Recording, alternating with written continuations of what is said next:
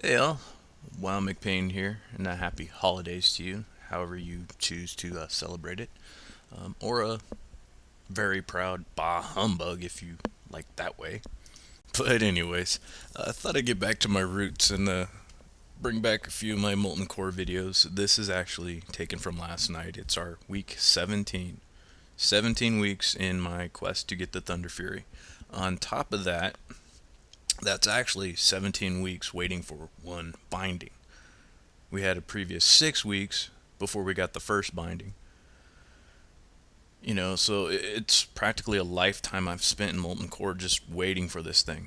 Um, Now, other than Thunder Fury, what's keeping us going is the fact that we are about 14 to 15 weeks away from being exalted with them. So it's definitely a driving force. And the shaman we've got here now working on crafting his hammer. He's gotten all this sulfuran ingots. He's crafted the first part. All he's waiting on now is the Eye of Ragnaros to drop and get exalted with them as well.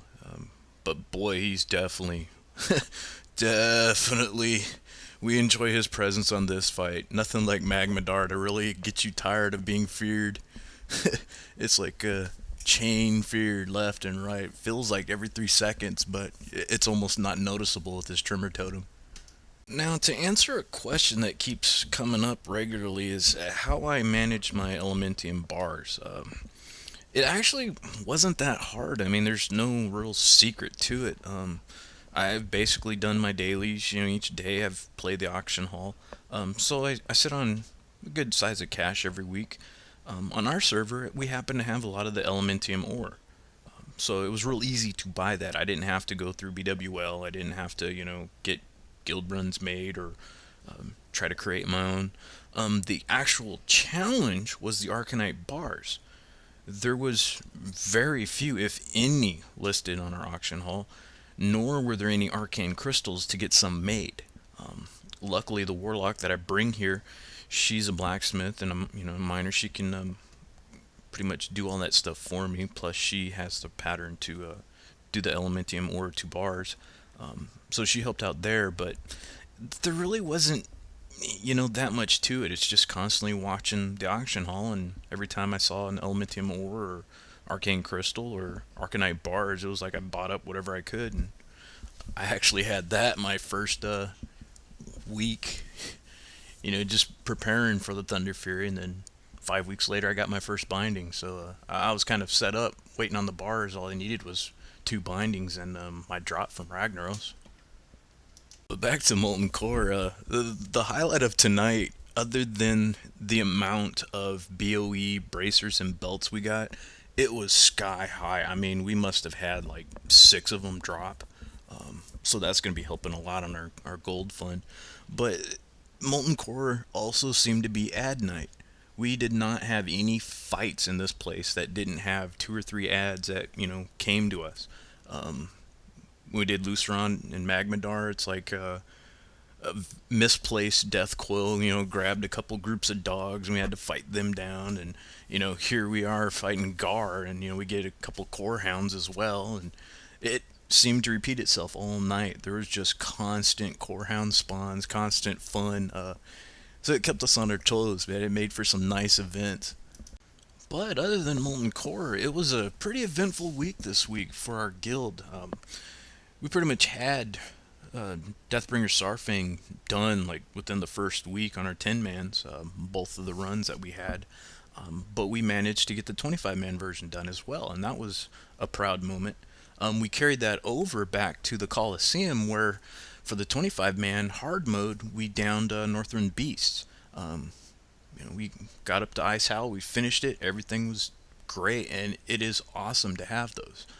We seem to do the best performance on our 10 mans, and to be able to carry it over to, the full 25-man guild it's a proud moment for all of us. So it was definitely well worth it. That and the fact that I get to use the cannon on the gunship battle, that's always cool for a tank. It's like most of the time you're sitting there tanking, and it's not really pressure or stress, but it's like it's finally a time to relax and just have fun. Blasting away at the other gunship. It makes for a nice, relaxing evening. It makes great motivation to like show up at raids. And between the achievements and the funness of the new things and the looking for group, oh man, I tell you, I don't know how many emblems of triumph I've gotten in the last few days, but it is absolutely ridiculous.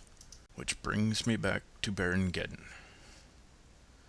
He is probably the one boss in this game I despise the most.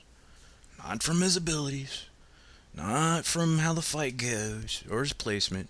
The simple fact that this is week 17, waiting for him to decide and be nice enough to drop his darn binding. That's all I need. We've downed Ragnaros, I've got the other binding. It's just quit being Mr. Stingy, Mr. Grinch, and give me my darn binding.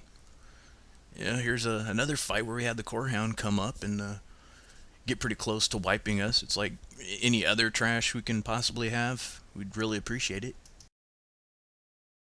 But it's okay.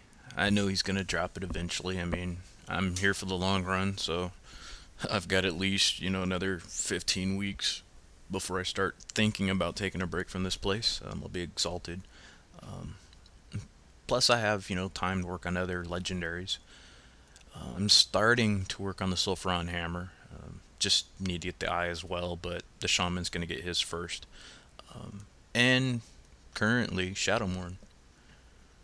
I have Light's Vengeance already. I'm up to 7 Primordial Sirenite, and if those things ever get cheaper, I'll probably have a lot more.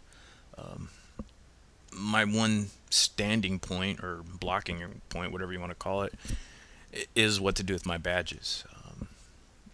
Continuing to be a tank for the guild, I do need better gear. However, our average is like 2,500 to 8,000 gold per Primordial Sirenite. It's like, would I rather spend the badges and get whatever gear I can get to drop before I get more badges, or just keep pumping out more cash and buying up every Primordial Sirenite I can get? But eventually I'll have 3 legendaries and it'll all be worth it. Now just waiting on the 4th. Can't wait to see what it is. Probably call it the MacPayne for how long I've been in Molten Core.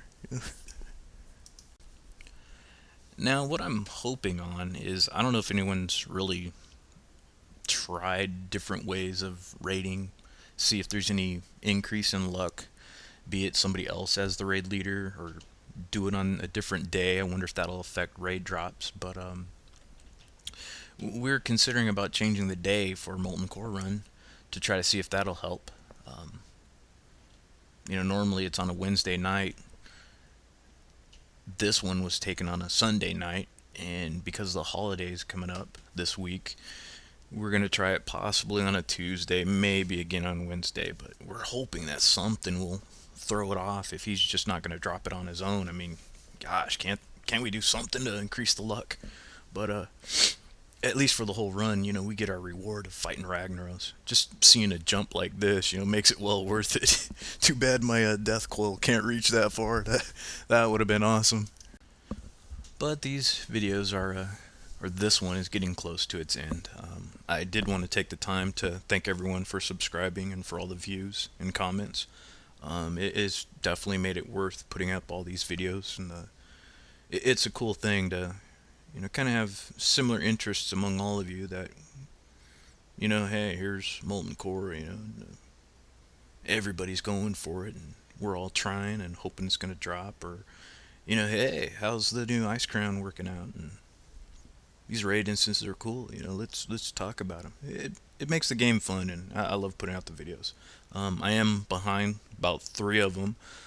Reason being is I'm still working on my UI. I'm trying to freshen it up and push everything out towards the sides and the bottom and give a better viewing space in the middle. I think I had like 32 something add-ons that I'm still running through, not only all their different settings, but it's like, do I really need this? I mean, am I only using this for one thing, or is it actually something I absolutely have to have? So, but thank you guys. Thank you for the interest in the videos, and I will continue to pull them out. Till next video, thank you for watching. You guys have an awesomely happy holidays. Have a great new year, and click that little subscribe button over in the corner. You know you want to.